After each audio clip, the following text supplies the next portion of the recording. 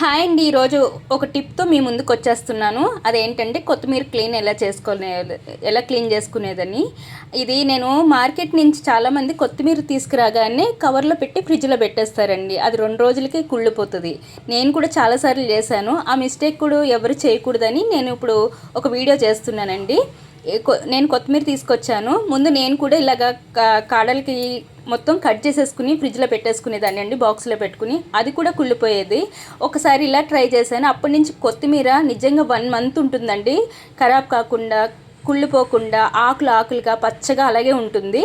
అప్పటి నుంచి ఇలాగే చేస్తున్నానండి.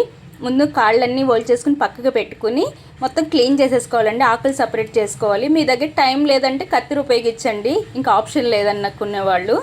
నా దగ్గర టైం ఉంది కాబట్టి నేను ఇలా చేస్తున్నాను. ఈ కాడలు మాత్రం పప్పుచారులో కానీ పచ్చళ్ళలో కానీ వేసుకుంటే చాలా టేస్ట్గా ఉంటాయి, చాలా మంచిదండి హెల్త్కి.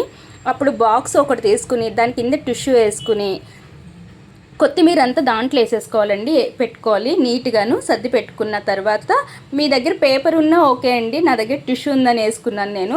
పేపర్ ఉన్నా ఉపయోగించుకోవచ్చు. నేను టిష్యూ వేసి పెట్టేస్తాను. దానిపైన ఒక టిష్యూ వేసుకుని మొత్తం గట్టిగా ఉన్న బాక్సు యూజ్ చేయండి. అది కొంచెం బాగుంటుంది. గాలి వెళ్ళేదైతే మళ్ళీ అది కూడా వాటర్ వెళ్ళి గుళ్ళిపోతుందండి ఫ్రిడ్జ్లోని. నేనైతే గట్టిగా ఉన్న బాక్స్ని యూజ్ చేస్తాను. ఈ వీడియో నచ్చినట్లయితే లైక్ చేసి సబ్స్క్రైబ్ చేసుకోండి ప్లీజ్.